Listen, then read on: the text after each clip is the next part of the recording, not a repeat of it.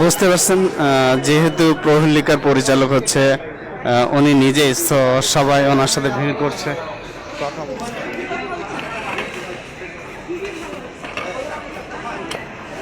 চয়নিকা চৌধুরী নিজের সিনেমা নিজেই দেখতে এসেছে। শিওর ওনার সিনেমা চলছে, উনি দেখতে আসছে। প্রহেলিকা যদিও চলছে, তারপরে উনি বলছে না যে আসলে সরি আগন্তুক। আমরা দেখছি ওনার সাথে অনেকের ছবি তুলছে।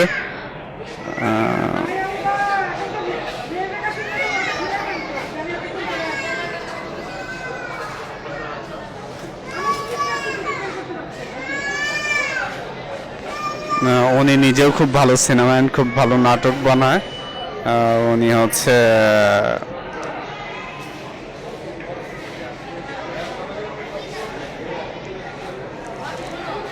আমি জাস্ট ওনাকে ফোকাস করে ধরে রেখেছি।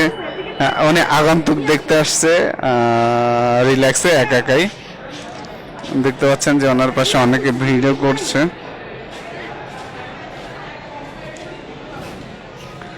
উনি আসলে অবাক হচ্ছেন যে আসলে টিকিট নাই, উনি খুব অবাকই হচ্ছেন।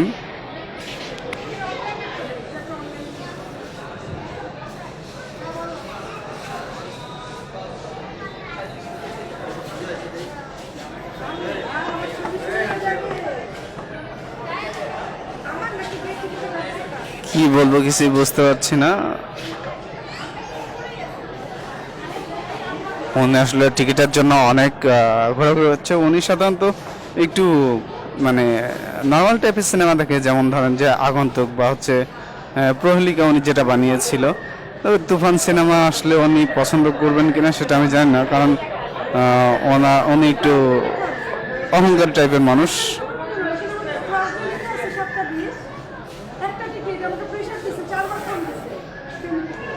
দেখতে পাচ্ছেন যে উনি হচ্ছে টিকিট কাটার জন্য অপেক্ষা করছে, কিন্তু কোনোভাবেই ওনার টিকিটটা কনফার্ম হচ্ছে না, এজন্য উনি একটু রাগান্বিত।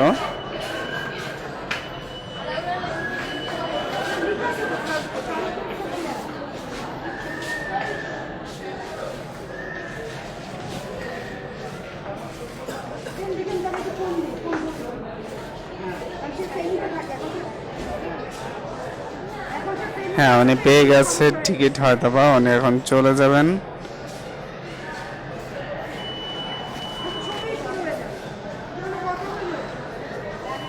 উনি আগন্তুক দেখতে আসছে, হয়তো অন্য কোনো রিলেটেড পরিচালিত আগন্তুক সিনেমা, এই জন্য উনি দেখতে আসছে।